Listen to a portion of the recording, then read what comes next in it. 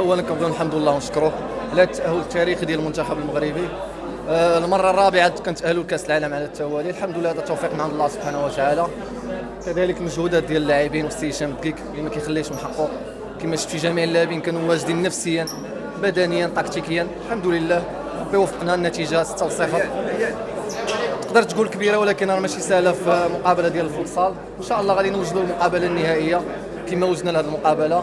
الفرحه ما كملاتش للاسف مع اصابه ديال الاخ ديالنا يوسف جواد اللي كنتمناو له من هذا المنبر الشفاء العاجل ان شاء الله باذن الله، ونتمنوا من الله اننا نتوفقوا في المقابله النهائيه ونهديو هذا اللقب هذا للشعب المغربي وصاحب جلاله سيدنا محمد السادس، وكذلك الاخ ديالنا يوسف جواد ان شاء الله باذن الله. الليبيا كنعرفوهم، لعبنا معهم بزاف حتى في كاس العرب في السعودي لعبنا معهم بزاف، والحمد لله لعبنا اللعب ديالنا، درنا اللي كوتش بغا عطانا بزاف الديتاي وربحنا.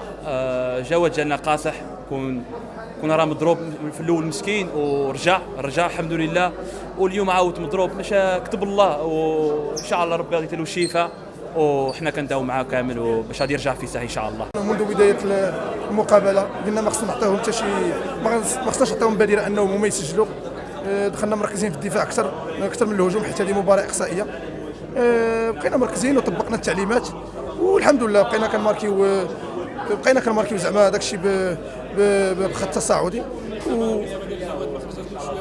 نعم كانت القضيه صعيبه بحكم اننا كلشي كان فرحان بالعوده ديالو، انه رجع لكاس افريقيا وان شاء الله باش يعاوننا في كاس العالم، وبما بانه تصاب كلشي زعما كلشي طلع له الدم.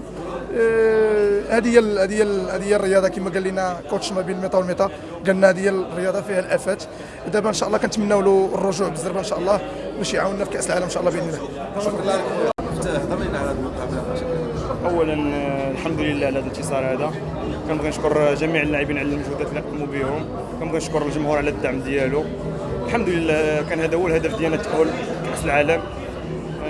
دابا غنستعدوا للمقابله النهائيه ان شاء الله باش نحافظوا على اللقب المره الثالثه على التوالي في البلاد ديالنا ان شاء الله.